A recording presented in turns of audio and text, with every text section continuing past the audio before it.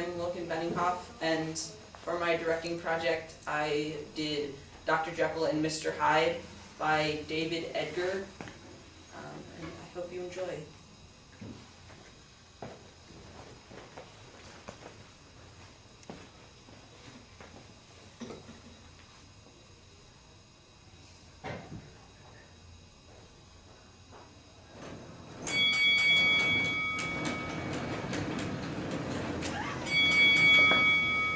Is that from Master Small? No, sir, it's a letter. Letter? Who from? It was delivered by Dr. Lanion's valet, sir. Lanyon? I was with him but an hour ago. I think, sir, it was more like 4. 4? Give me the letter. Yes, sir, certainly. Your letter, sir?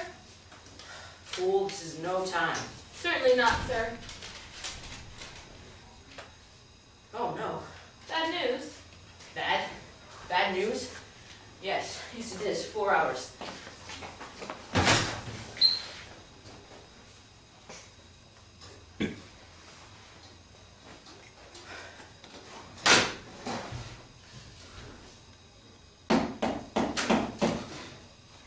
What time is it? Who's there? Is that you, fool? Who's there? It's me, Annie, sir. Annie? Annie Lauder, sir. What do you want?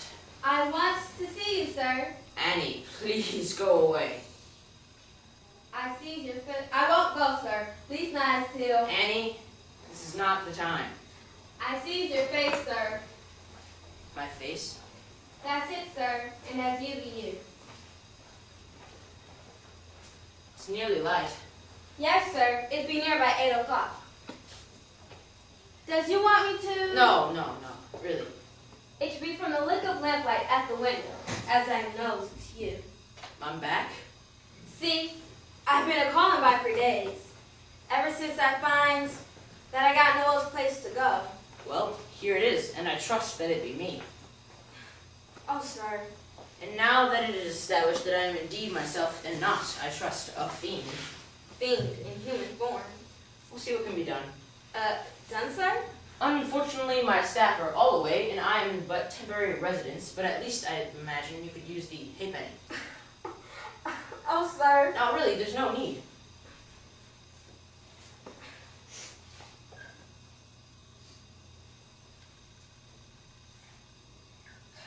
It's just to see you here, now, in your normal self, Really, there's no need. and recalling how you was when we last met. Well, yes, I fear that But to see you here now, back in your old character, and free of him. I'm sorry, free of who?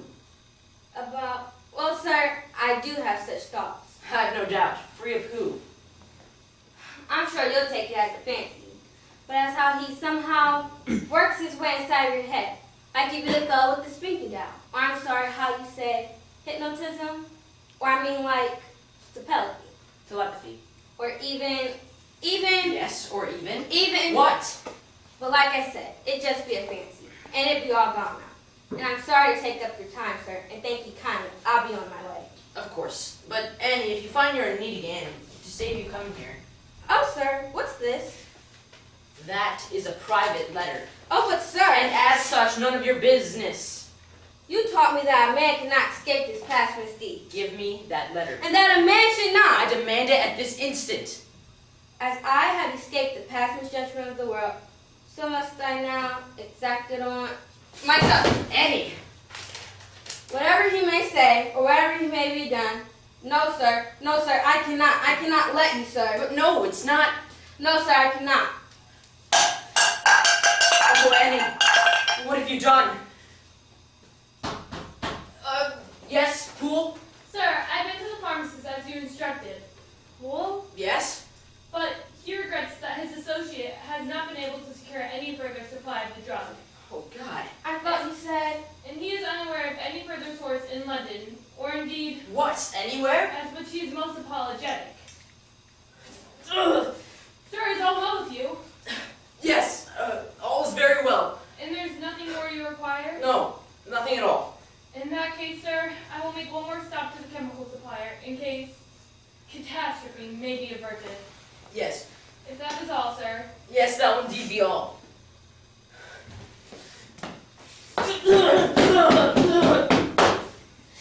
Beg your pardon. Free of who?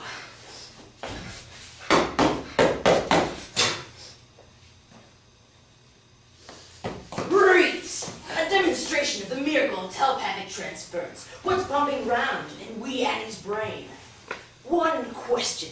Does anybody ken what she kens know?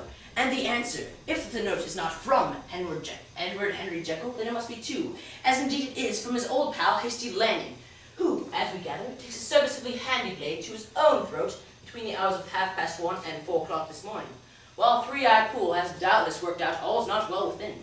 But by the time she stuttered round to Utterson and back, I'll have to tell you I would be long gone. As in a different sense will you, because wee Annie, you was right in one respect. There will indeed be a suicide in here this cold grey morn. For 4, disconsolate at his friend Lanyon's death, Edward Henry Jekyll ups and offs to foreign places unknown, leaving for 5 the back door open, well, why not, through which Bob's guest, Annie Loda, destitute and ruined, to find a note to Poole, leaving from her only possible deliverer.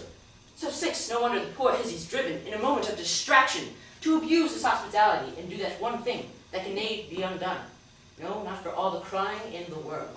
Which all adds up, my dear, to the only 2 folks that know the truth of the good doctor, dead by their own hand, leaving for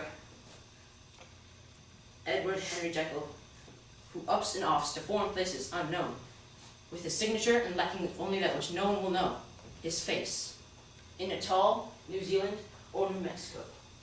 So what's your reckon? Oh, Annie. How is it, Paul? I told you, on the road to Utterson. Now, come on, Annie. There's no one here, there's no way out, so why no just look? What? What does it look like, sir? What? You're trying to frighten me with my ain face? No, sir. I want to see whose face it be. Whose face it be? 'Cause I reckons when we gets the face, we gets the name. And when we gets that, we gets everything. The name? Dr. E. Henry Jekyll. Edward Henry Jekyll. Edward Eddie Teddy. Yes. Teddy, 3 sizes smaller than his pop. Teddy, whose sister only got 1 eye. Teddy, who's done so many things wrong in the world, can never be undone. No, not for all the crimes in the world. Well, as he do say, there's no way out. And no one by. And here I be. The last person he can tell. The last person who knows. So here I be. So go on. Tell me, Eddie. You can. You know. I thought there would come a time when I'd finally be declared the chip off the old block, but it never came. So then? But rather, truth be told, I was born, and remained beneath contempt, a fair-ground mirror in which he saw himself distorted in half size.